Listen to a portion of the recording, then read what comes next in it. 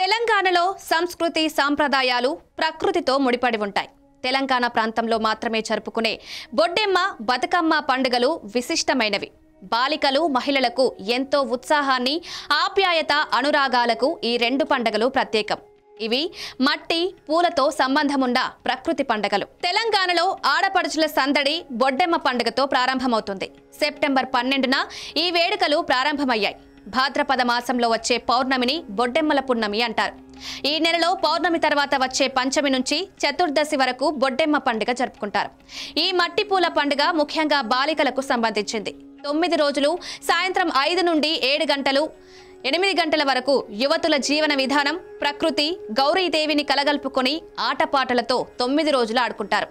9వ రోజు రాత్రి బొడ్డెమ్మను స్థానిక చెరువులు, కుంట్లలో నిమజ్జనం చేస్తారు. యువతులు, మహిళలు అందరూ బొడ్డెమ్మ వద్ద ఆడుకున్న బొడ్డెమ్మను కాలనీలో లేదా గల్లీలో ఆనవాయితీ ప్రకారం మాత్రమే వేస్తారు. చుట్టుపక్కల బాలికలంతా బొడ్డెమ్మ ఆటపాటల్లో పాల్గొంటారు. ఆచారమున్న కుటుంబాల్లో బాలికలతో దీన్నొక నోముగా పట్టిస్తారు. బాలికకు 3 లేదా 5 ఏండ్లప్పుడు ఈ నోమును పట్టించి యుక్త వయసు వచ్చే వరకు కొనసాగిస్తారు. అమ్మాయికి పెళ్లి కావాలని, వైవాహిక జీవితం బాగుండాలని గౌరీదేవిని అర్చించే నోము ఇది. బొడ్డే అంటే చిన్న అని అర్థం. బొడ్డెమ్మ అంటే చిన్న పిల్ల అనే అర్థంతో ఈ పండుగ జరుపుకుంటారు.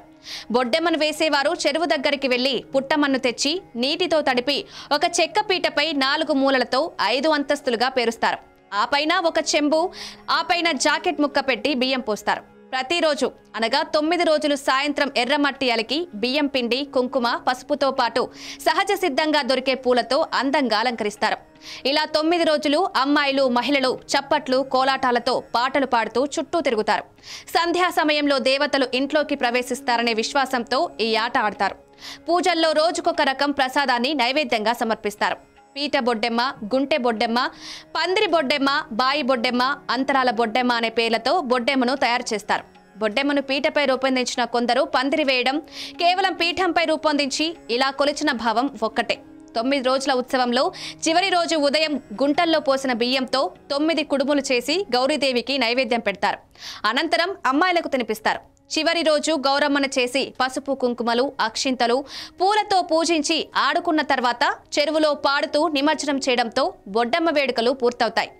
ఈ వేడుకలు పూర్తయిన మరుసటి రోజు అనగా మహాలయ అమావాస్య రోజున బతుకమ్మ వేడుకలు మొదలవుతాయి.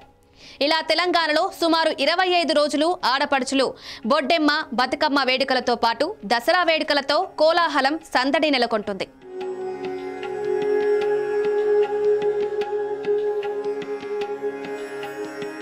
మరిన్ని వీడియోస్ కోసం సబ్స్క్రైబ్ చేసుకొని కిందున్న బెల్ ఐకాన్ని నొక్కండి. Thank you.